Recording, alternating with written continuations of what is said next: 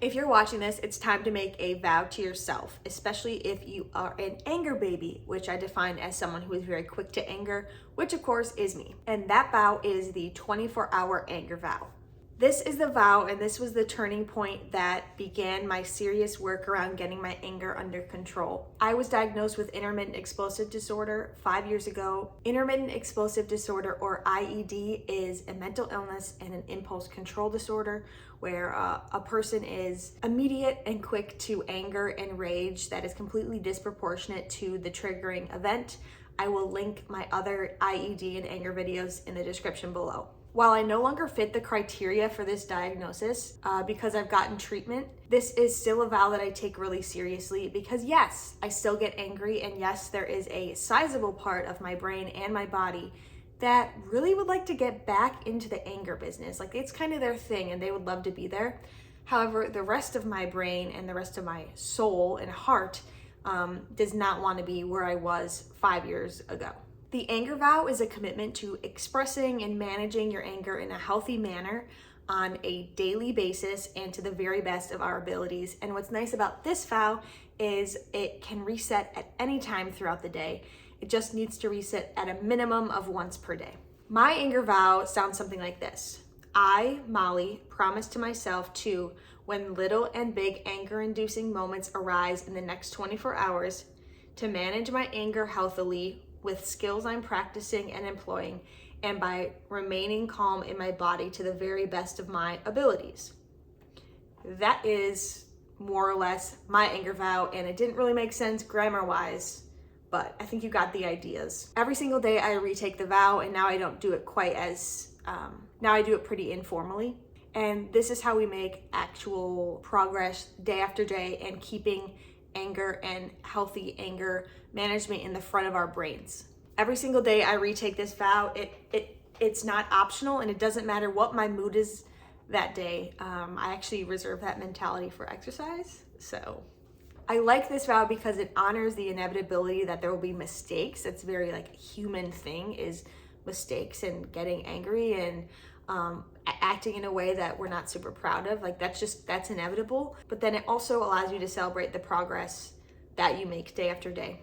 Spoiler alert, you will not achieve a continuous streak of no anger or healthily managed anger for the rest of your life, even when you get to the point of your anger being under control generally. I think we can get into the area of trying to achieve angerlessness with this vow, and that's not what this vow is about. Trying to achieve angerlessness day after day after day, so when anger comes up, trying to avoid it or shove it deep down is inevitably going to result in the explosive anger episode that you were trying to avoid every single day in the first place. So instead of aiming for angerlessness or aiming for days that we didn't get angry, instead measuring success with this vow looks like recommitting every single day. It's not just saying the vow or thinking the vow, it's actually carrying out what you said in that vow every single day.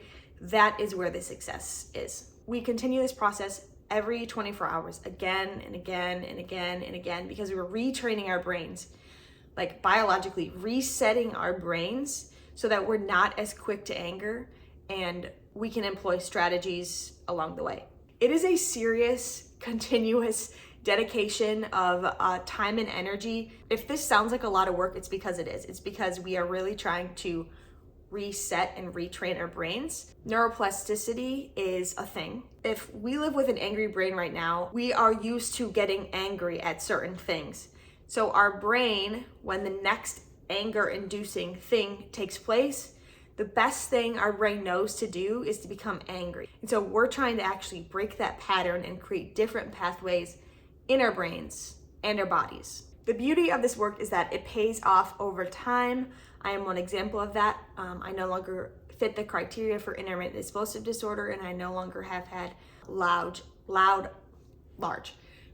outbursts of rage in the past several years. It pays off every single day, and then it pays dividends for your future self and for your life. I also want to bring attention to a book that I read a couple summers ago, which was called Healing the Angry Brain by Dr. Potter Efron. He was saying that even doing your very best, like the shortest amount of time that you could see not little day-to-day change, but a bit more significant change is like 6 months later.